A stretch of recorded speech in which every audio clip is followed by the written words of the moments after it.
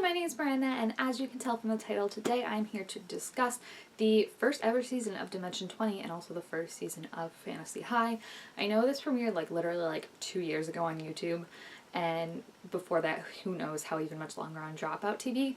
But I have slowly been expanding my D&D options outside of Critical Role lately. I had heard about Dimension 20 Fantasy High specifically a bit briefly before it came up as some recommendations, like some video edits of it specifically with Gorgug and his dad. I was just randomly one day was kind of like, you know what, let's check it out. The episodes too are a bit shorter than Critical Role, which I feel like was also helpful because I could kind of get in the mindset of okay, I'm just watching a 2-hour thing instead of potentially a 4-hour video or something like that. So it was kind of just, the perfect thing where I feel like our collective attention spans kind of don't have as much capacity after all we've been through this year. So I feel like this was, the perfect time to start it, and I really like it. It's a lot different than Critical Role, but the main idea that I feel like all DMs kind of talk about is if the players are having fun.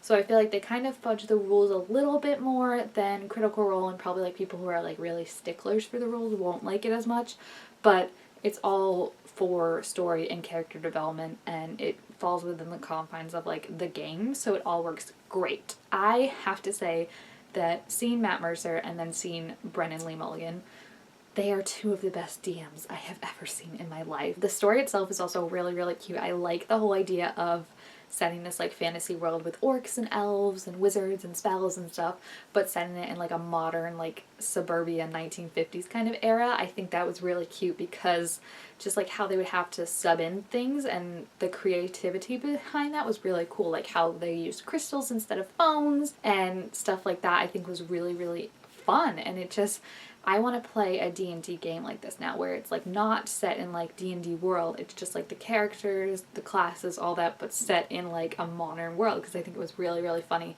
just to see, a wizard could work at a ice cream bar, or the bank could be, a bad thing. And it's just there's this school where people get trained in adventuring, and just bad things happen at that school all the time because they're adventurers, and adventurers have to kill people and die and stuff. So it was just very, very, and there's so many good moments, guys. I think I knew in the introductions, first of all, I love the first episode when they're introducing all the characters and how you got to see them and really feel their whole family life and stuff like that. But the second episode is what full on sold me. And if you've seen this season and the show, I think you'll know exactly what moment I'm talking about.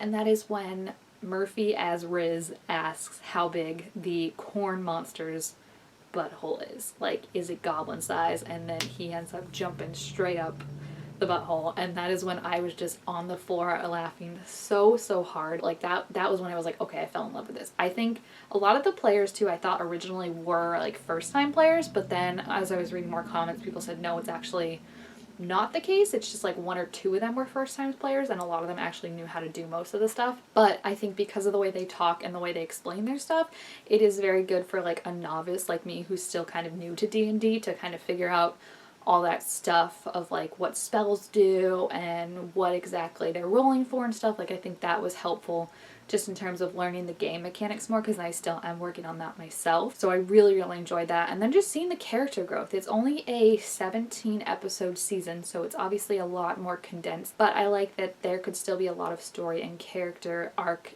developed in that. And I think it was really interesting, especially with the thing is when I think about these characters, I was on episode 10 or 12 maybe, and I was there's not any character that I would say is my favorite. I just love them so much. And it's with other shows, it's I have my favorites and then I have ones that I don't really like. I'm not going to name them because I don't want the fans coming after me with them.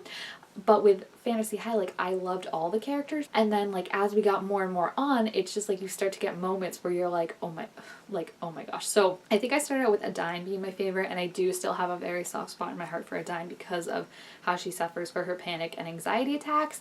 And the whole scene at the end of the first season, the season finale, when Jawbone goes up to her and realizes that she's having panic attacks and is the first one to be there's nothing wrong with you, that doesn't make you weak, it's not a character flaw, it's just something about you and you can still be strong and take medicine and kick ass. And I think that was just such an awesome moment. It really was just I think something that a lot of people can relate to and a lot of people need to hear. So I loved that, and she was always one that I loved from the start, especially after she like creamed Doreen literally with her ladle. And then the ones that really grew on me were Fig and Kristen. I love Allie. Allie is actually the only one I've ever seen as a player before. Kristen goes on this whole journey of losing herself, finding herself, and then just kind of being like, whatever, like I'm down for a good time. And just the way she kind of goes from like, you know, this prim and proper, like wants to spread everything and the good word, to this kind of person who's just like, well, I'm up for it, blah, blah, blah. Like anything, was amazing. And then also Fig, I feel like went through a really great change as well, and I have to give it up to Emily. I think Emily is a really, really great player as well. They're all amazing players, don't get me wrong, but I think Emily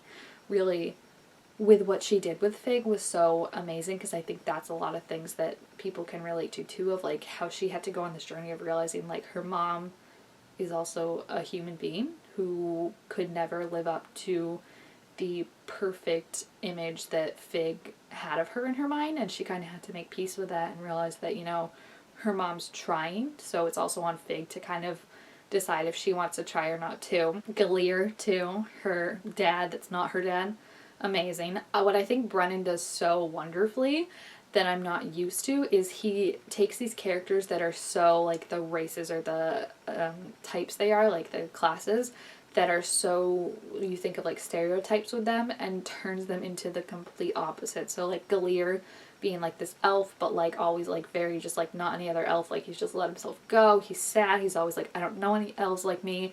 Amazing. Even with Jawbone, how Jawbone is like this big tough werewolf, but really like just needs to get his life around, and the kids give him the job offer and get him on the right path. And how, you know, even Gorthalax, who's like this big scary one, is like such a sweet dad and is so like, just the way he portrays, I mean, the majority of the parents, aside from Adine's, because Adine's suck, like we can all be honest with that. Gorgug's parents make me cry so.